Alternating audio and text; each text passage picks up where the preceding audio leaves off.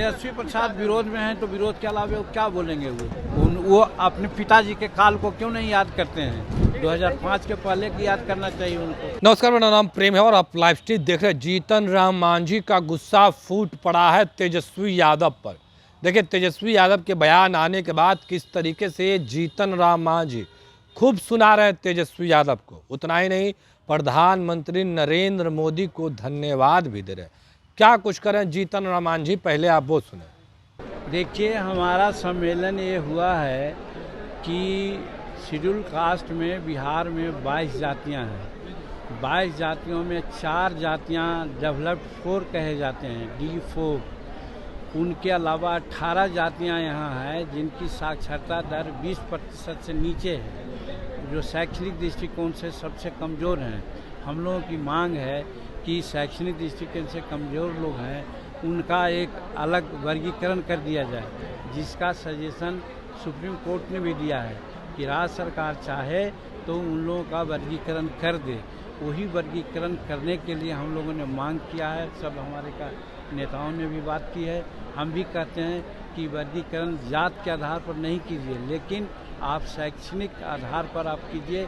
जो सबसे कमज़ोर लोग हैं उसका पैरामीटर बताया है 20%, कि 20% तक जिनकी साक्षरता दर है वैसे लोगों को आप अलग शेड्यूल कास्ट में रखिए और इनके लिए अलग व्यवस्था कीजिए। जात के नाम पर लोग कहते हैं कि जाति कर करके ये लोग बंटवारा करना चाहते हैं, तो हम जाति के आधार पर नहीं करते हैं। क्योंकि अम्बेडकर साहब ने भी कहा था शैक्षणिक पिछड़ापन सबसे बड़ा पिछड़ापन होता है। तो हम अम्बेडकर साहब के लोग हैं, इसलिए अम्बेडकर साहब के आधार पर ही कहते हैं कि 20% तक जितनी जनसंख्या साक्षरता दर हो, उन लोगों को 1% से 20% तक जितनी जनसंख्या हो उसी के अनुपात में हमको आप आरक्षण दे दीजिए, अलग कर दीजिए।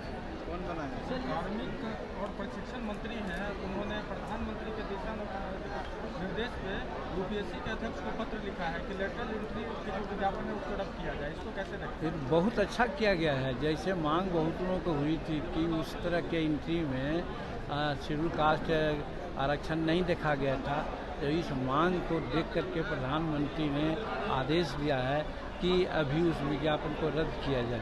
तो मेरा कहने का मतलब प्रधानमंत्री आम लोगों की बात को समझते हुए उसको ये किया है। हालांकि ये प्रेसिडेंस है, आज ही नहीं, जवाहरलाल नेहरू भी अपना जान करके अच्छे लोगों को लाते थे, डिप्टी सेक्रेटरी बनाते थे और दूसरे लोग भी बनाते थे। ये कोई नई बात नहीं है, लेकिन उन लोगों ने कभी आरक्षण के संबंध में कोई बात नहीं की। लेकिन आज तो हम धन्यवाद देते हैं नरेंद्र भाई मोदी जी को कि जब लोगों ने कहा कि इसमें आरक्षण नहीं है तो उन्होंने आरक्षण की बात को समझते हुए अभी जो पब्लिकेशन हुआ है, एडवर्टीजमेंट हुआ है, उसको स्थगित कर दिया है। तेजस्वी यादव ने बड़ा आरोप लगाया है। हम समर्थन कैसे करेंगे भाई? जो D4 हैं वो अपना जो आज तक मैंने गुलछरा उड़ा रहे हैं 76 साल तक, कोई गुलछरा उड़ाने के लिए वो कर रहे हैं, और हमारे लोग बेचारा थूक चाट रहा है, थूक से सतुआ सान के खा रहा है। तो हम लोग तो 18 जाति यही मांग करते हैं कि हम लोग अलग हैं, हमको अलग कर दीजिए। और उन लोग जो गुलछरा उड़ा रहा है वही आगे जा कर के आंदोलन कर रहा है, तो उस आंदोलन को हम लोग कैसे सहयोग देंगे? हम लोग तो उसको मैंने विरोध करेंगे। वो हीनियस क्राइम है, वैसा नहीं होना चाहिए। उसके लिए सरकार सचेत है और उचित कार्रवाई कर रही है। हम भी मांग करते हैं कि और सीरियस कार्रवाई हो करे और इस तरह की घटना न घटे, इसका सरकार प्रबंध करे। अब बहुत हो गया। ने कहा कि आप लोग सिर्फ सरकार में है, सुरक्षा पे है, और जो पिछड़ा और पिछड़ा के तेजस्वी प्रसाद विरोध में हैं तो विरोध के अलावा वो क्या बोलेंगे?